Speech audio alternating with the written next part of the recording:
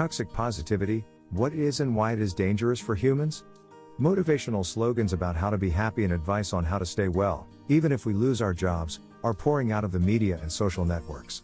But suppressing negative emotions, technically toxic positivity, is just as dangerous for our bodies as, for example, falling into depression or anxiety.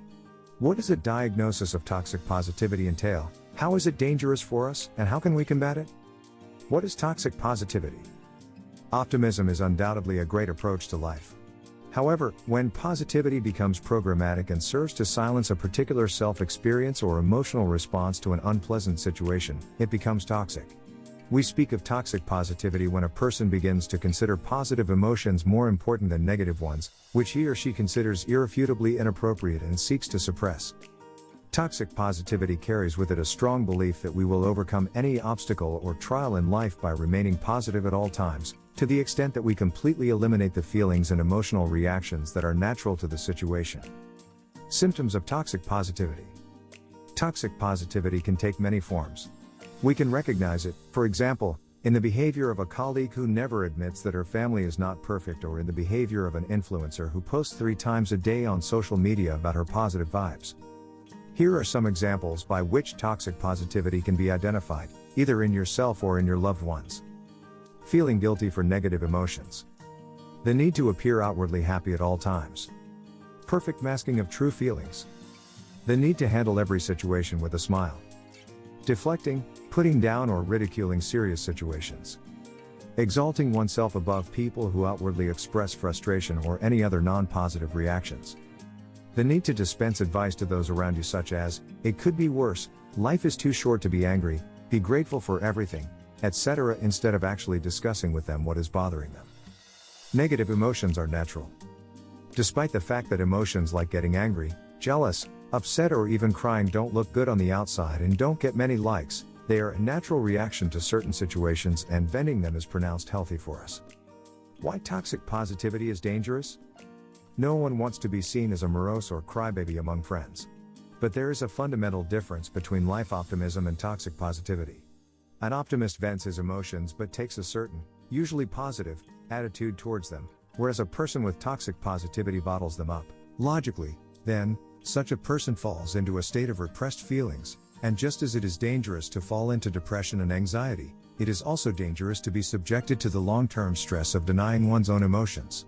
And not only for our psyche, but also for the physical side, which can take it away with, for example, weakened immunity.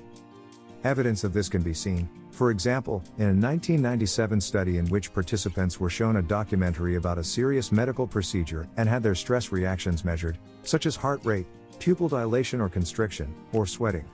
The first group was asked not to show their emotions and to act as if nothing was happening, while the second group was asked to let their feelings run free.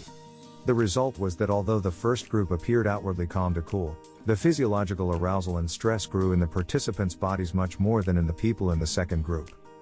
Expressing feelings is healthy. It appears that expressing real feelings and emotional expressions, in their wide range from the most joyful to the highly negative, such as crying, is far healthier for the body than programmatically suppressing them. How to avoid toxic positivity. If you feel that you are a candidate for a diagnosis of toxic positivity, now is the time to do something about it. Because you are hurting not only yourself, but also your loved ones, for whom you are not a friendly support, but just someone who is cool and above it all the time. Just as you enjoy some situations in life, learn to give free rein to your negative feelings and their emotional manifestations. Here are some tips to help you do that. Don't judge yourself or anyone else for expressing negative emotions. Don't ignore your feelings, give them free rein. If someone hurts you, get angry. If someone makes you angry, yell.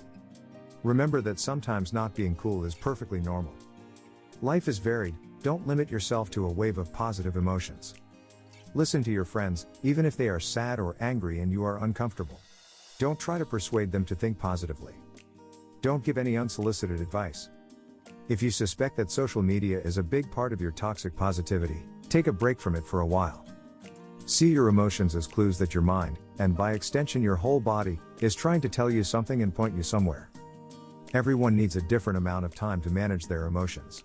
Rather than pushing yourself into a feeling of "it's okay that my partner and I broke up, I'll be fine from tomorrow," treat yourself to an aroma bath, get a massage, or take other small steps that will lead to distraction and a real improvement in your mood. If you feel you can't handle the situation on your own, talk to a therapist.